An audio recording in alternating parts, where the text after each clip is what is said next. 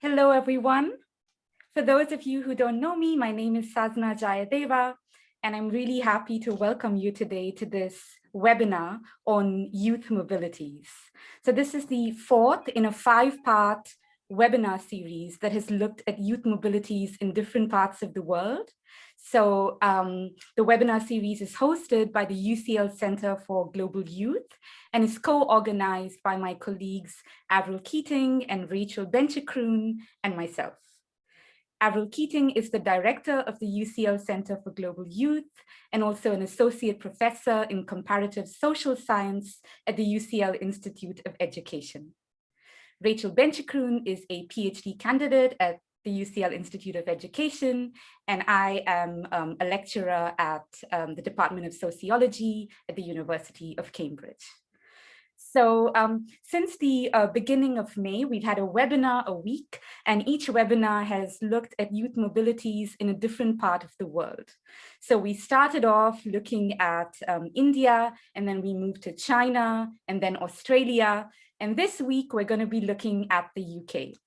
And we're really excited to have 2 excellent papers for you. So the first paper is going to be presented by Avril Keating, whom, as I just told you, is the director of the UCL Center for Global Youth. And Avril has actually been the driving force behind this entire webinar series. So it's so great to have her presenting some of her research today. Avril's paper is going to be is titled "Mobility for Me, but Not for Others: The Contradictory Cosmopolitan Practices of Contemporary White British Youth." Following this, we're going to have a paper by Micheal Donnelly and Sol Gamsu. Micheal is an associate professor in the Department of Education at the University of Bath, and Sol Gamsu is an assistant professor in the Department of Sociology at Durham University. And Micheal and Sol's paper is titled "Spatial Structures of Student Mobility, Social, Economic, and Ethnic Geometries of Power." So the format of the webinar will be that we will first have Avril presenting for 15 minutes, followed by Micheal and Sol presenting for 15 minutes, and then we will have all the rest of the time for Q&A. But in order to make the most of this Q&A time, I would like to request all of you to enter any questions that you might have for the speakers as they are presenting in the chat section. And that way we can get in as many questions as possible. Before I hand over to Avril, I just want to remind everyone that the entire webinar is going to be recorded. In fact, the recording has already started, and we're going to be recording the presentations, but also the Q&A. So we hope that all of you are all right with that. And the good news is that if you have missed some of our previous webinars, you'll be able to watch those. All webinars are uploaded to the UCL Center for Global Youth's YouTube channel shortly after the webinar has ended. So without further ado, I will now hand over to Micheal and Sol. Sadhana, I thought that I was going to start. Oh, sorry. I will hand over to Avril. Okay, thanks very much. And thank you for the lovely introduction. I'm just going to share my presentation with you now, with you all. And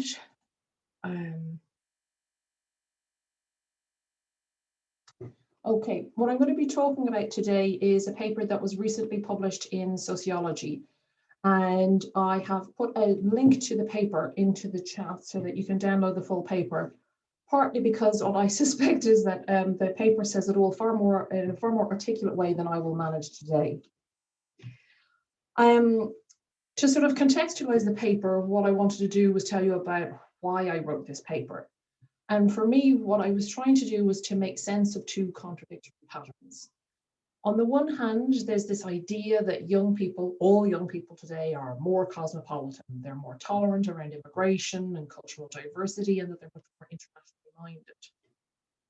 Usually compared to, let's say, people who are older than them, but also young people from different generations.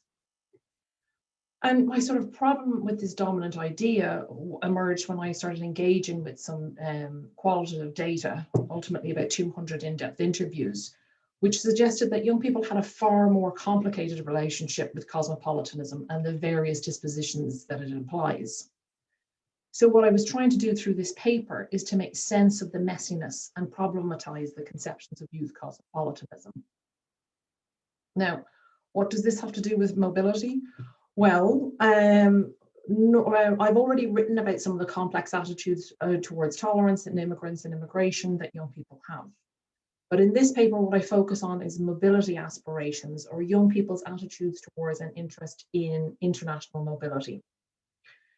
So mobility is not a prerequisite of cosmopolitanism. You don't have to be mobile to develop those sorts of dispositions, but it is still very commonly associated with cosmopolitanism, and it's seen as an indication of potential cosmopolitanism.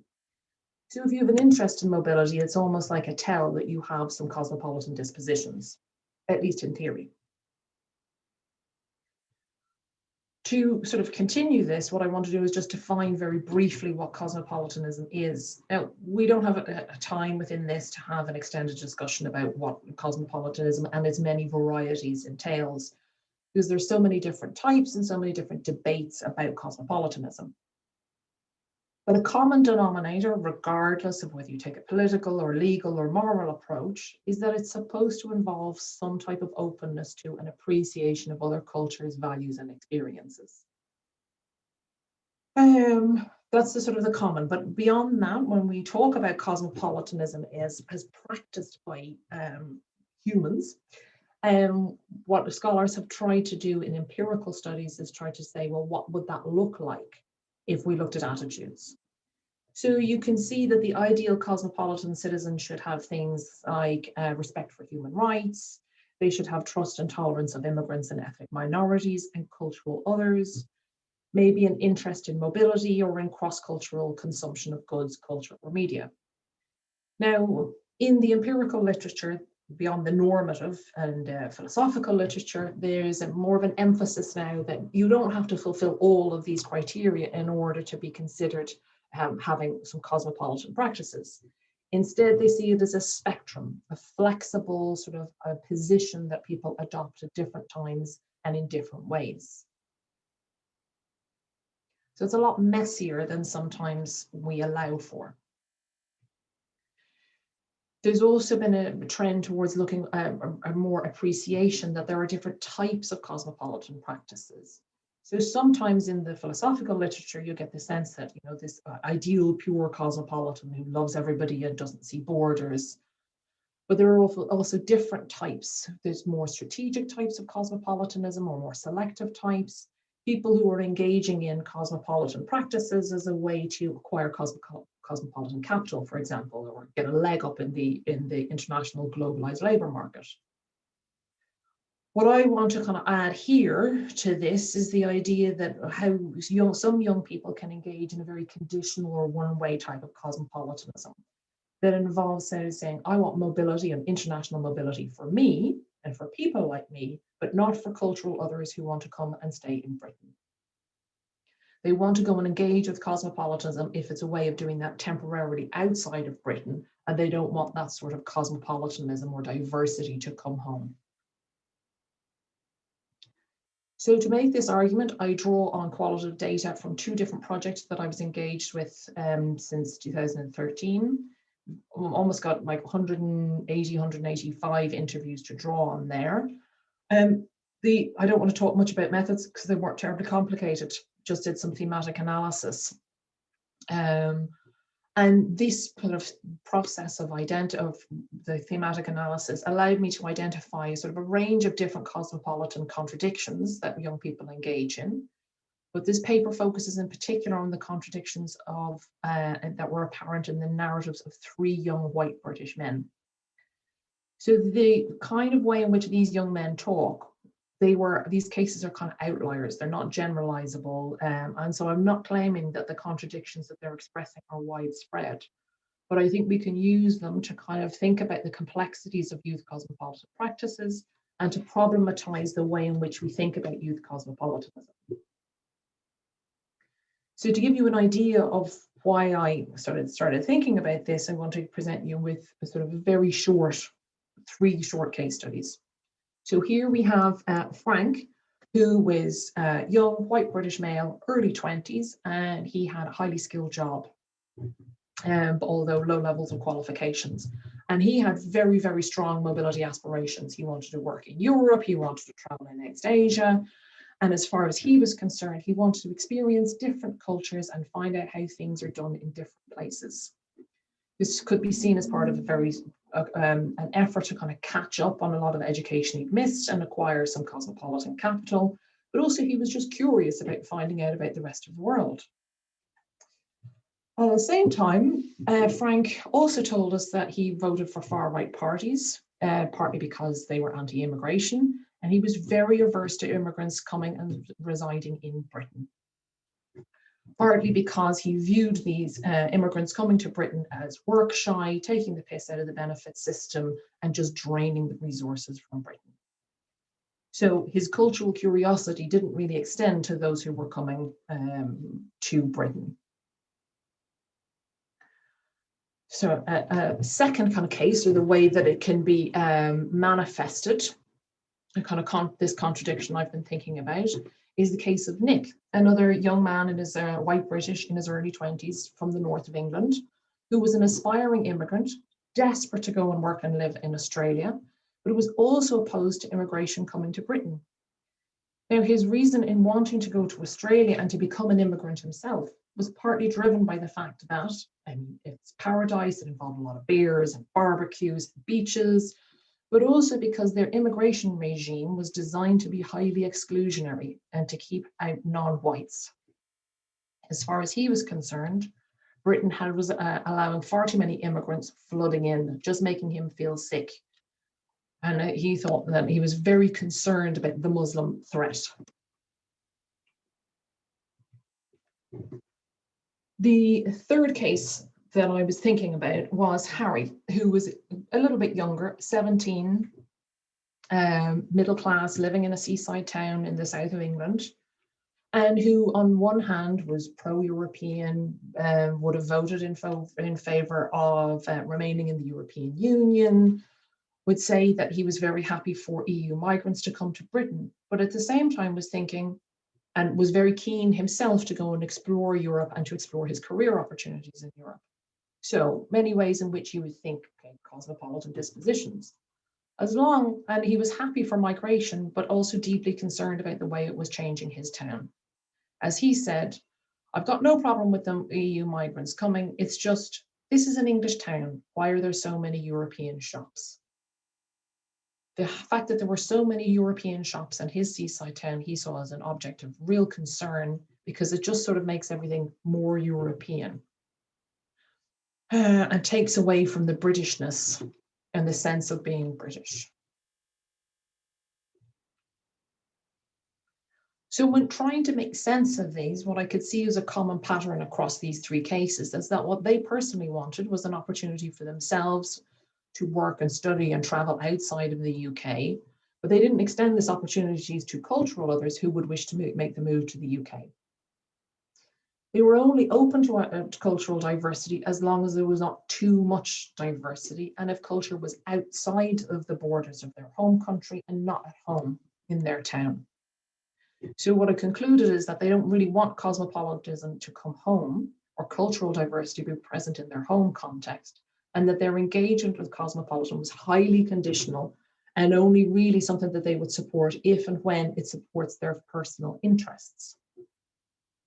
So why is this? It led me to think. Well, my first answer to this is really facetious, and it's like, well, why are they contradictory? Well, humans are very contradictory, and that's the beauty of qualitative, or the challenge of qualitative data. How do we make sense of the fact that humans are so contradictory?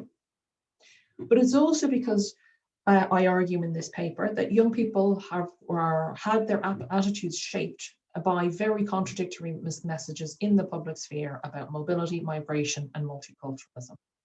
On the one hand, they have been shaped by ideas that cosmopolitanism and multiculturalism are very positive forces and they were on the ascendant. But at the same time, they've also been shaped by the backlash against these value shifts that you can read and see evident in right-wing newspapers in Britain every single day. So you have two very strong, powerful forces there. We were also witnessing over the past 20 years a rise in the culturalization of citizenship, which says things like visual differences okay, but behavioral or attitudinal differences are not. So for example, it's okay if you are mixed race or non-white, or that's far more socially acceptable, but things like speaking a foreign language, people are not comfortable with that. So a strong assimilationist tendency. You must be like us if you want to fit in, if you want to be accepted and granted full social and economic and political citizenship.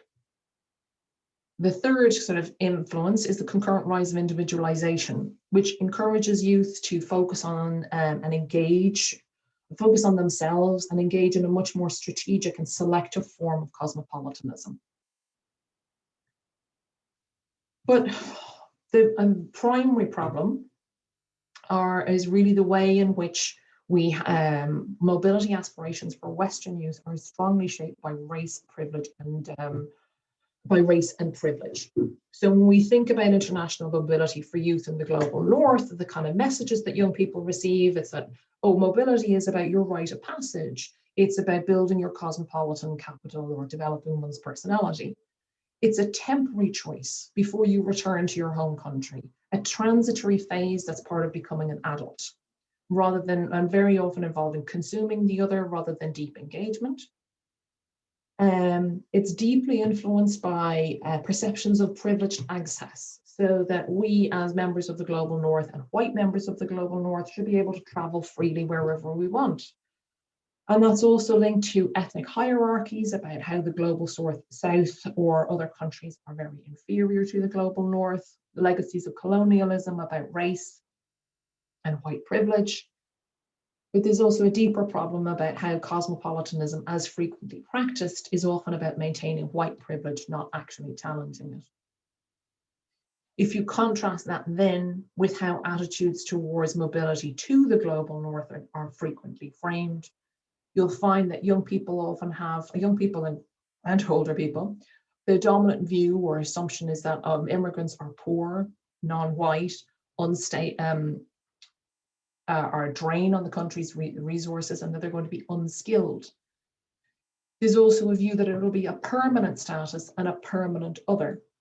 Now, of course, this is deeply racialized, and of course, it overlooks the complexity of migration patterns. This sort of view of immigrants sort of ignores the face of immigration, like me, which is overeducated, white, English speaking, or it ignores the cases that may come in for a short period of time and then exit. So it's highly reductive and has sort of infused with layers and layers of race. So this is how I argue and kind of make sense of the different contradictions that I see within this paper. And this is sort of quite a negative way to end the end of the paper. So I do want to just finish by adding one final thing, which is that these views were not universal. They are only one type of the contradictory practices that young people engage in. There were some who were dedicated cosmopolitans, and it's a minority of young people who express very prejudiced views.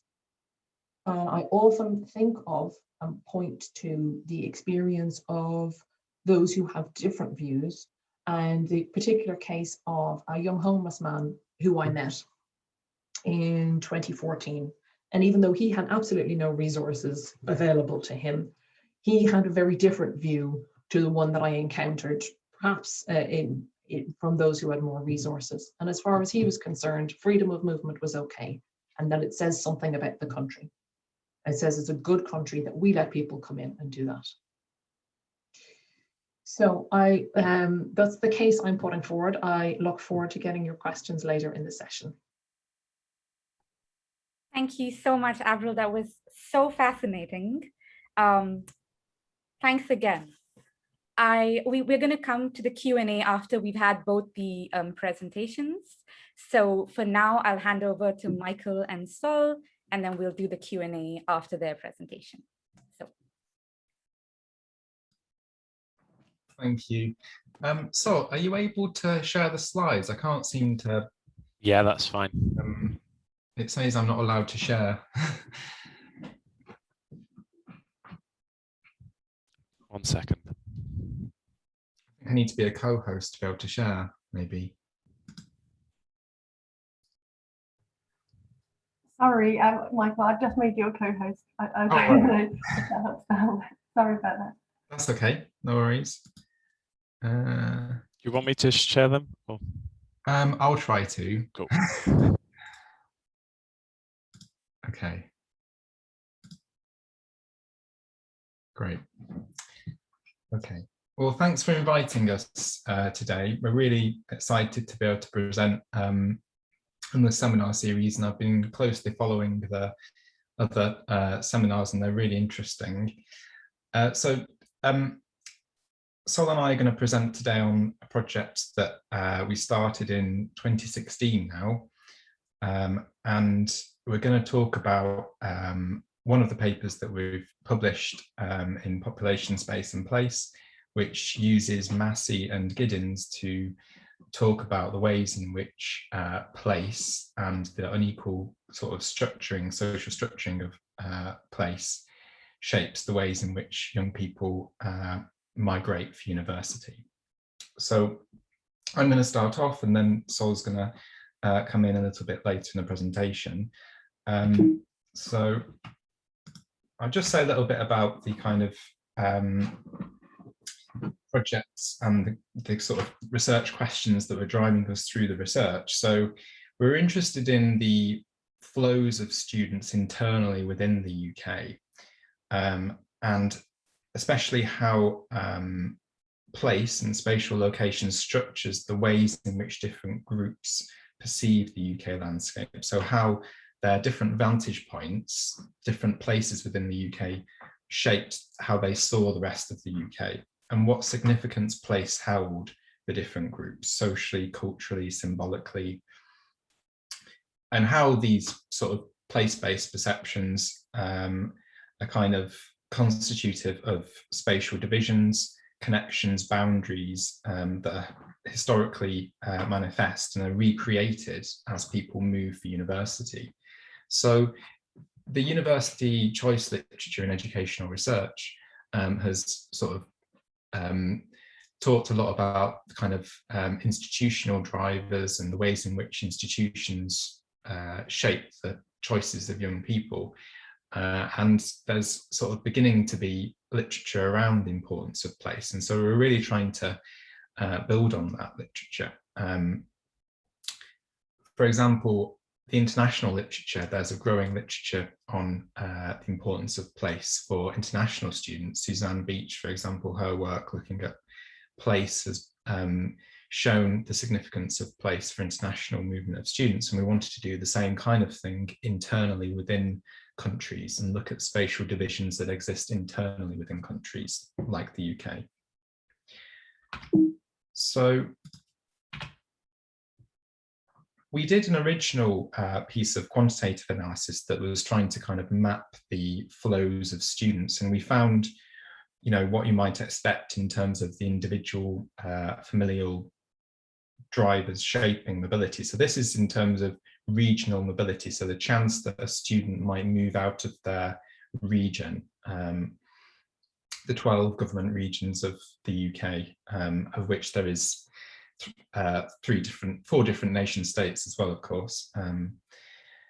So we found what you might typically expect in terms of socioeconomic groups, the more advantaged being more likely to move, and ethnic minority students less likely to move, particularly Pakistani and Bangladeshi groups less likely to move, and also some patterns around the university and course choices. But what was most interesting about this paper was the biggest difference actually was regions themselves. So regions themselves, when you put regions into the model, that really explained a huge amount of the difference. So the places themselves seem to be making a difference, particularly some northern regions, for example, the northeast and northwest. Students were very, very mobile there, regardless of their background, which was really interesting. But we, like a lot of the other literature looking at student mobilities, we appreciated that mobility in terms of moving in this kind of sort of dualistic way of you move or you don't move is quite limited. And actually, you can problematize student mobility in different ways. Kirsty Finn has done this, and others have looked at kind of mobility in a broader sense.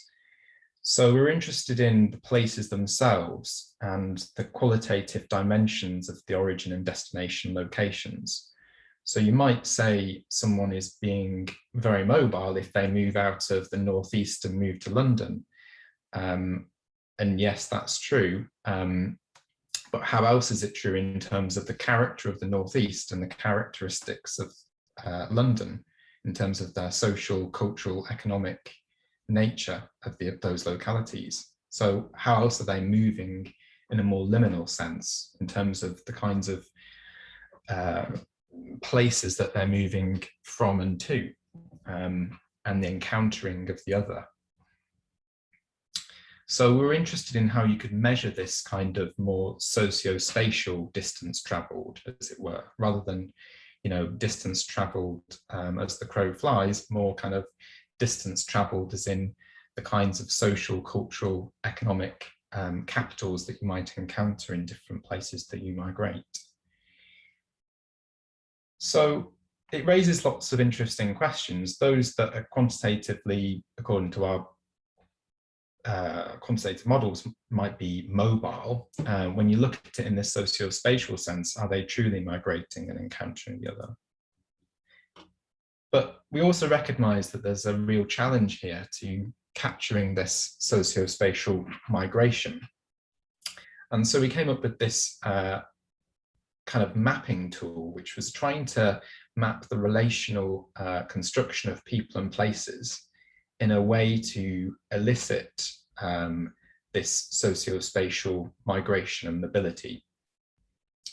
And we took Desmond's point about relational ethnography here, especially in terms of trying to study fields rather than places, boundaries rather than bounded groups, processes rather than processed people, and conflict rather than group culture. So we're interested in how the breadth of space was shaping the perceptions that groups held of particular places. So we gave participants this blank map, and we appreciate, whilst we're trying to get rid of boundaries, the map is probably the most bounded thing you can possibly have. But we didn't have any boundaries within the map. And so we gave participants an opportunity to create their own sense of place and their own boundaries within the UK. And we asked participants to colour in the map according to places that they, in red, places where they definitely didn't see themselves living, places in green, where they were positive about in terms of living, orange, places that they were more ambivalent about, and blue, places that they had no knowledge or no sense of. So we collected this data in a multi-sited ethnographic way. So, or taking an ethnographic approach to the interviews and to the research that we did. They weren't ethnographies in the traditional sense, but we were collecting data from 20 different localities across the UK. And again, we were trying to understand how the different places act as different kinds of vantage points. How, you know, young people from the Southwest might look upon the geography of the UK compared to those in the Northeast of England, or how those in Scotland might look upon the geography of the UK. So we collected over 1,000 different maps, interviewed over 200 young people in these different localities, and also some school staff in the schools that we collected the data from. And the maps that came back were really vibrant and interesting, and showed the real kind of diversity of young people's spatial imaginaries. And originally, actually, this mapping tool was sort of originally planned as a tool just to select participants, but actually we found that it was a really valuable piece of data in itself that really helped to understand and shape the interviews that we carried out with young people. So we began all of the interviews with the very simple question, can you describe your map? Can you describe, in other words, your construction of place? Can you tell us about your geography of the UK? And it elicited these really rich narratives of their sense of place, where they lived, and other places that they had heard of and know of from their own knowledge within the UK. So we've written about this mapping tool in another paper, and we talk about the affordances. I'm not going to talk too much about this here, but you can have a look at the paper in terms of what we think, why we think it's a really good tool. We come up with these four different affordances of the tool. So we think it kind of really foregrounds geography in the minds of young people. So a map obviously is going to do that. It accounts for relationality, it accounts for the relational construction of places and people. And it gives people the ability to subjectively frame space and place. So, you know, whilst we were talking before about the government office regions, actually, when you talk to young people, their boundaries of regions are quite different to, you know, how the map maker has produced regions. And it also gives you this kind of subjective vantage points to look upon different spaces. So we'll just talk a little bit about some of the data and some of the arguments that we make in this paper on the spatial structures of student mobility. And I just first of all talk about spatial vantage points that young people were speaking from in terms of how that structured their geographic imaginaries and student mobility intentions. So this first example is really an example of how the ethnic geometries of power were operating in different ways for different ethnic groups in our sample. So we had an ethnically diverse sample and socioeconomically diverse sample. And for ethnic minority students like Vipasha here, who was in our case study school in East London, she was talking about how the place that she lived in East London was a place of security for her, because she felt as though people and the place had a greater sense of belonging because of its particular diversity. And she talks here about how when she went to North London, she felt as though people were looking at her in a different way. And she felt as though people in her home locality, which is more ethnically diverse, didn't look at her or stare at her or treat her any different. So she talks here about trips to the hospital in her area. So we can see here, I mean, none of the white participants in our study talked about this. It was only the ethnic minority participants who were aware, acutely aware of this spatial structuring of ethnicity, and how, in Massey's terms, they were kind of on the negative end of that uneven racial structuring of place. Whereas white participants didn't have that kind of disadvantage in terms of that unequal power relation of ethnicity.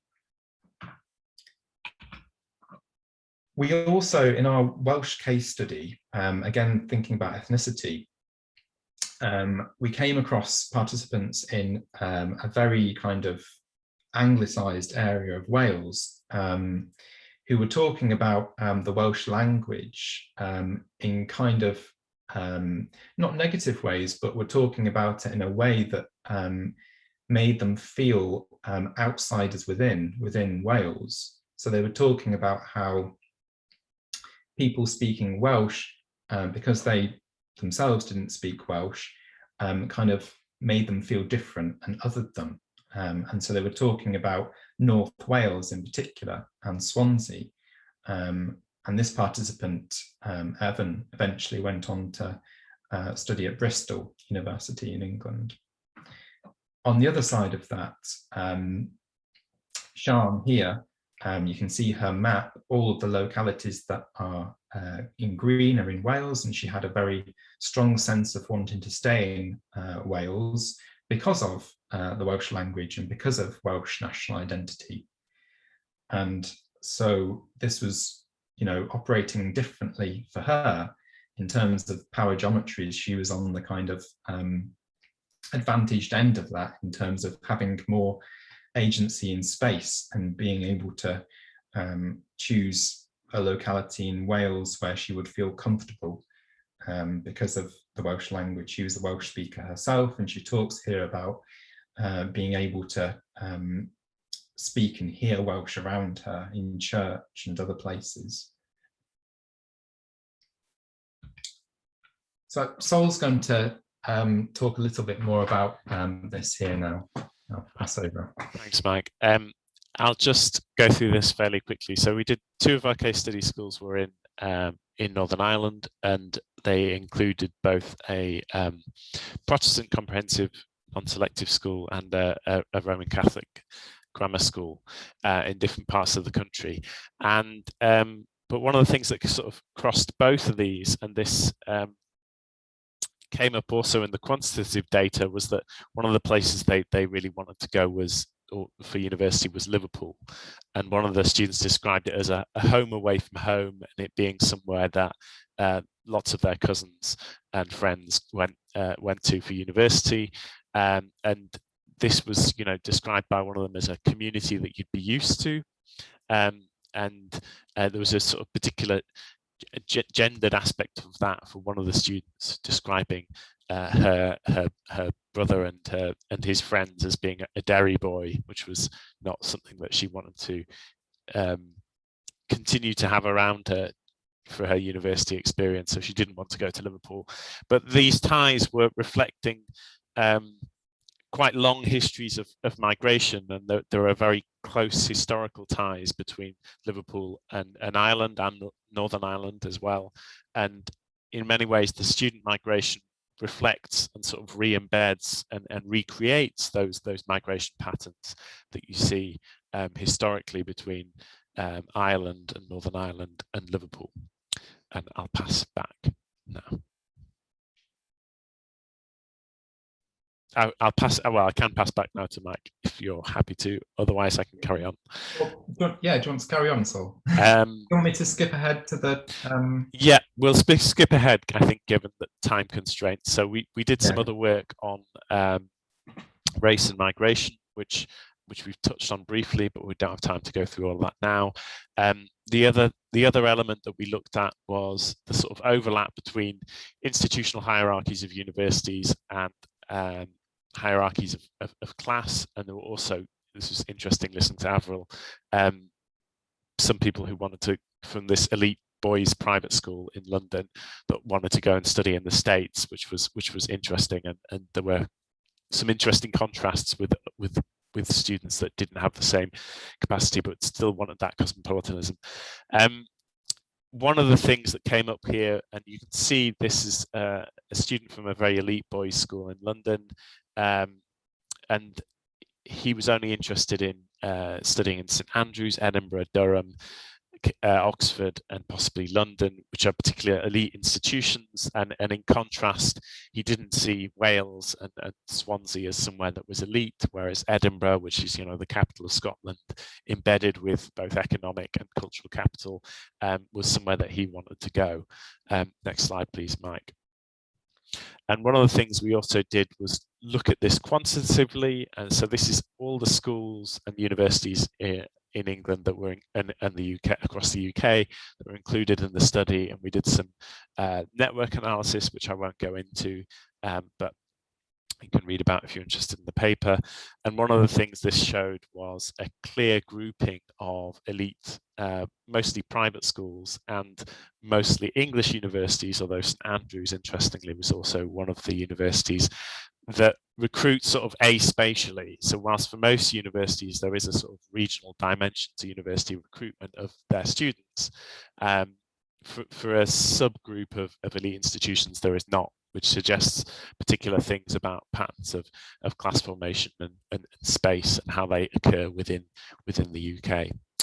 I think next slide, but I think we'll, yeah, so that's it. I'll pass back to Mike. Yeah, thanks, Sol. So I guess we can finish there. I mean, it'd be good to hear people's feedback and comments. You could still have a minute or two to go through the conclusions. You definitely have time. Yeah, so I mean, like Sol was saying, we in our writing about this, we were kind of interested in how mobility was reflective of these historically and deeply embedded unequal power structures to do with geography, race, and class that were kind of intersecting in these interesting ways. And so, I mean, it's interesting in terms of the political debate at the moment around what Boris Johnson calls levelling up, in terms of the unequal economic geographies of power and post-industrial areas, and how, you know, different groups stand in different relation to one another. And we saw that in the data, which was really interesting in terms of, you know, you might not expect place to make a difference to how young people choose their university, but actually, you know, university entry in a way is kind of a way in which these boundaries, social and economic boundaries, are being recreated continuously. Sol was talking about the perceptions of Wales that these very advantaged, privileged groups in London had. You know, they're reproducing these historically embedded unequal power relations. And I suppose another point of our study was that it kind of underlines the importance of carrying out multi-sited research across different localities, because you get to see this relational construction of people and places. So yeah, it'd be great to hear people's thoughts, and thank you for listening. Thank you so much. That was, again, such a rich paper. So now I think we can open the floor to Q&A. If you have any questions, you could enter them in the chat box, or you could also unmute yourself and ask them directly. I see we already have one question for Avril from Elaine Chase, I think. She says, a fascinating paper. Avril, thank you. Were there any key differences across gender? And kind of inspired by Micheal and Sol's presentation, I would like to add to that. Also, were there differences you saw across place? So thank you. In response to Elaine's question first, so young women are typically more likely to express cosmopolitan attitudes and display cosmopolitan dispositions. So in that, I would probably think that it's a bit more likely that women would be less likely to express this sort of in such contradictions in such an explicit way. But I don't have the data to back that up yet. And I also will, as with all of my data, I can find the exceptions to all the rules, in the sense that in the paper that I did on attitudes towards immigrants among young people, you can find examples of these attitudes in women, in ethnic minorities, in all these sorts of things. So no one is safe from prejudice or from prejudiced attitudes, essentially. But what I would like to do is to look a bit more at young men's, I think that in my interviews, what I would see is young men much more willing to express very illiberal attitudes. And why is that, and how is that related to views around masculinity? But someone has any money they'd like to give me to fund this project? That'll be very nice, thank you. Sazana, in response to your question about place, differences across place, the three men that I drew off here or, they were not restricted by class. 2 were from small coastal towns, but 1 was from a bigger town in the north of England. You could find contradictory practices around cosmopolitanism in elite schools, in small towns, in everywhere. So I think there is a role of place within how young people express their identity, but it's not one that I think then can explain exclusively what's going on there. And again, it's something, it's partly why I started this mobility series, because I've looked more at international attitudes and international mobility, and now I want to look more at internal mobility and the role of place within this. So basically, Sol and Micheal are to help me do this work. Thank you, guys. So I will be building on this sort of work to think more about place and identity and belonging and citizenship and more forms of exclusion, really. Thanks, Avril. For Micheal and Sol, I have another question from Elaine Chase. She says, thanks for a really interesting paper. I was just wondering about whether school as a space setting shapes these ideas as much as locality.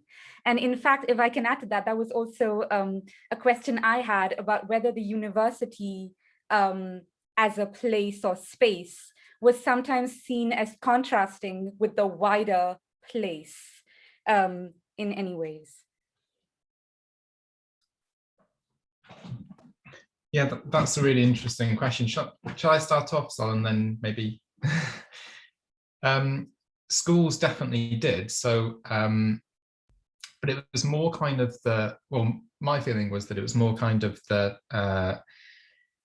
social relations of the school rather than the school as an institution itself. It was more kind of so it was the students in the year ahead who, might shape the perceptions of the students in lower years about where to go and the sorts of places that students from this school go to. So in the very elite private school in London that Sol mentioned before, there was a sense about, where students from this school had gone to and where was the appropriate kind of place that we might go to. So Exeter, Durham, these kinds of elite places that that the network analysis that Sol did showed. And similarly, we can find other examples of that. Do you want to talk about the point about university, Sol? Sure. Yeah. That it was. I mean, one of the things continuing on that point was around Durham, which is where I am now, was brought up by that same group of boys, privileged boys, who talked about Durham being unlike its surrounding region, which is extremely true, unfortunately, and really being of their, as they put it, West London bubble. I think, and there was, a little bit of that. We didn't do research in Edinburgh. We did it in Glasgow, but there were some perceptions around that within Glasgow and also of Edinburgh, that those institutions were not so representative. I'm trying to think of other universities. I mean, there are certainly some schools that were quite. There were other schools that were quite detached, and again, it was one of the private schools that we went to in the southwest, where there was not much aspiration to attend the local university. But in contrast, there are sort of institutional elements that explain students' trajectories, really. So things like, which universities were heavily targeting certain institutions in because of their fears about bums on seats, which was happening in the Liverpool school with a post-92 institution in the northwest that was really heavily targeting to try and get students to come through. And yeah, it looks like there's an interesting comment in the chat about Durham from Market Town in Hertfordshire. Yeah, this is very accurate that most people I met were from places exactly where I was from. Yeah, this happens here. Well, not here because it's my house, but you know. Avril has another question for Micheal and Sol. My first question is somewhat facetious because you showed everybody a map. So I'm curious as to how many of these people, when you on Ireland, went, what's that? Is that Northern Ireland or is that Ireland or does this place exist? I've never seen this place before. As in the rest of the United Kingdom, there tends to be very low levels of knowledge or awareness of this other part. You don't really have to answer that. I realize that's quite political. What I really want to ask about is what kind of data you were able to use for the quantitative analysis. I might have missed that bit because I'm curious about sort of proximity. How many of these people had to move in order to attend university because there wasn't enough, there was nothing commutable. There was nowhere near enough for them to be able to commute. Because I'm thinking about young people in deprived towns who for them the only option is I have to go. And if you were able to encounter anything like that, or if along the way, sort of second part, if you spoke to any young people who weren't planning on going to university, so, and that for that reason, therefore, they were not, were they planning on staying, or again, were they still having to become mobile in order to get life chances? Yeah, certainly, Avril, the point about Northern Ireland and Wales as well. I mean, some young people, you know, we had examples where young people thought Wales was kind of in the southwest, in the kind of London area. Like some people, yeah, I mean, graduates of the futures, guys, don't know anywhere on their own country. But I mean, I suppose, you know, Northern Ireland, that is kind of an example of the kind of embedded, historically embedded unequal relations, isn't it, in terms of people's knowledge of different areas. Yeah, the point about data, we used the Higher Education Statistics Agency data.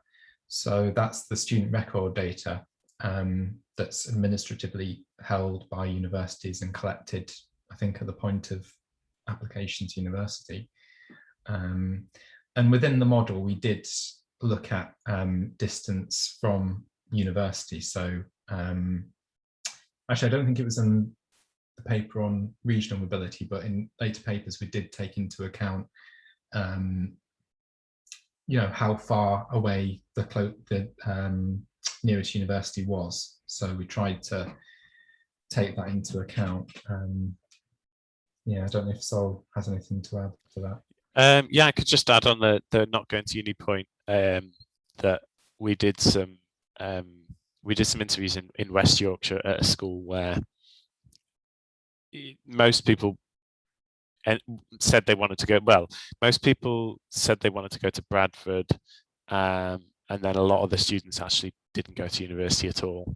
And it was a school with quite a small sixth form, and a lot of them actually did want to go elsewhere and wanted to sort of leave the ex-mill town where they were from and experience different things. And there was actually some quite interesting discussions about sort of race and ethnic diversity in that town, because it was seen as being, well, it was quite segregated, and there were perceptions that other cities in the north would be different from that, which was interesting, but it's a longer conversation. We have a question from Catriona. So can I invite you to unmute and ask it? Hiya, and thanks so much for two really fascinating papers. I have a question for Avril. I suppose it just struck me listening to your to some of your data that I'm just wondering if, you know, the notion of culture is important here as well in terms of how people understand cultural difference. So it just kind of struck me that a lot of the views of the three cases that you mentioned seemed to construct cultural difference in very essentialist ways, in kind of a stereotypical, kind of static notion of what culture is, you know, in terms of national difference, or, you know, a stereotypical notion of national difference. So I was just wondering really if that might help to kind of explain what you're finding, and even if whether cosmopolitanism can really be applied in that kind of context. You know, is that really an openness to culture, or is it or to cultural difference, or is it simply a kind of reinforcing of one's own one's own ideas of cultural difference? Thanks. Thank you, Katrina. This is I absolutely agree with you. It is very often an essentialist idea of culture, but also one in which there's another quote from the paper from a young woman actually who was a bit closer to what we expect cosmopolitan behavior about to be like. But what she said is, I actually want to experience how lives are different in similar-ish countries, but also how cultures change. I'm quite a home bird, so I quite like being around things I know. So I'll probably stay in Europe where it's a little bit more familiar. So there's a big question about, are they looking for difference, or are they really looking for sameness? Something that helps them feel that they're trying something new, but is in fact something that will also help, at the same time also be familiar enough so they don't feel unsafe. So it's very much not about things being too different for them. And this was a young woman who was not talking about immigration, who had much more positive views about immigration in general, but still that same problematic around what's difference. So I agree with you in some senses, but still I would say there's a way in which we have to think about how young people try invoke or play with or engage in some type of cosmopolitanism, but at the same time, the next sentence or the next part of it then contradict themselves. So it's about understanding that engagement of how it's used and practiced. So I still think the frame is useful and still helps us in some ways. Thanks, Avril. We have another question from you from Francesca. She asks whether you encountered any strategic deployment of non-cosmopolitanism. Francesca, can I ask what you would mean by non-cosmopolitanism?